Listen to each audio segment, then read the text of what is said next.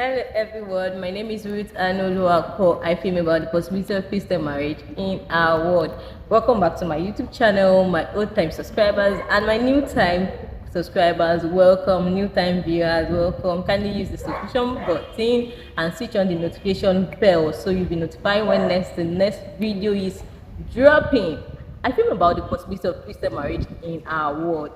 Trust me, if you've gone through the previous videos that I've dropped on this channel, you know that there's something great for you to learn at every point in time. So on this series, we'll be discussing let God be your matchmaker. Remember the previous video that dropped. You'll be seeing the description, the link somewhere on the screen very soon. It talks about why God should be your matchmaker, and we discussed 5 major reasons why God should be your matchmaker. On this episode, we'll be discussing why you should marry. This episode on why you should marry, we'll be discussing 4 major reasons why you should marry according to the mind of God and according to the scriptures. So number 1, marry for companionship. Number 2, marry to fulfill God's purpose. Number 3, marry for procreation. Number 4, marry to avoid fornication. Marry to avoid fornication. Guys, marry to avoid fornication is very important. You see that I'm stressing it, right? Okay, so let's get started. Number 1, marry for companionship. Marry for companionship. Remember in Genesis 2:18, that was the first thing God addressed in the life of Adam after he had done creating everything, when he created man in his image, after his likeness. God created a woman and helped make a companion for Adam, right? One that could complement him, that could help him, that could strategize with him, that could plan with him, that could pray with him, that could play with him. You can't marry someone that you are not compatible with, someone that you cannot accommodate his or her excesses. It won't work. You are trying to build a home on crisis. So number 2, marry in order to fulfill God's purpose. Guys, remember the Bible tells us that we are created to give God pleasure. God created everything, both living and non-living things, to fulfill his purpose, right? So you are created to fulfill God's purpose as a human, both either male or female. According to Amos 3:3, in connection to Ecclesiastes 4:19, saying 2 are better than 1, that because they have a better reward for their joint labor. And remember, joint is there. Amos 3:3 tell us that two work together except they be agree. So if you are not in agreement, you can't have a better reward for your joint labor. So remember, marry to fulfill God's purpose. Number 3, marry for procreation.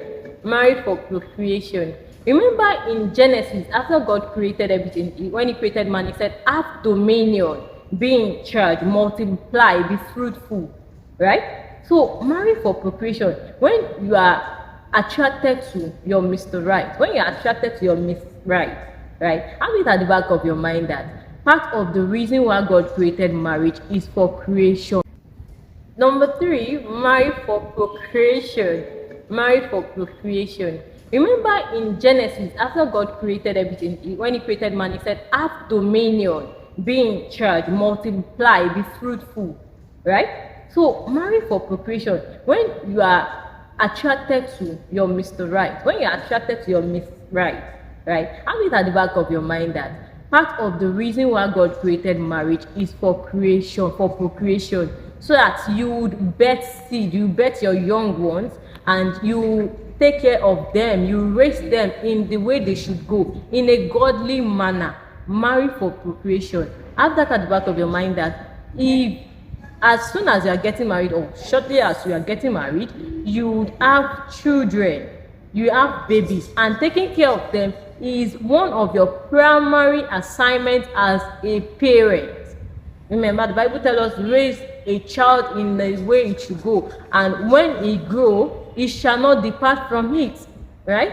So, and remember that the Bible also tells us that if the father chastises he that he loves, In peradventure, you start raising your kids and they start acting or behaving in a way that is not right and in a way that is not godly. It is your duty, it is your primary assignment to train them up, to raise them, to correct them, to chastise them in the way they should go as a parent. On the very fourth point on why you should marry to prevent fornication.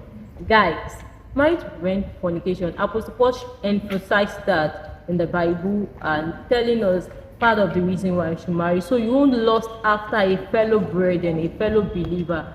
Marry to prevent fornication. If you are attracted to someone and you think that person compliments to you, that person is an helpmate, can serve as an helpmate to you in all walks of your life, can plan with you, can pray with you, can raise you in your weak area, guys, and if you can afford to pay a dowry, go pay it to avoid fornication. Marry to prevent fornication.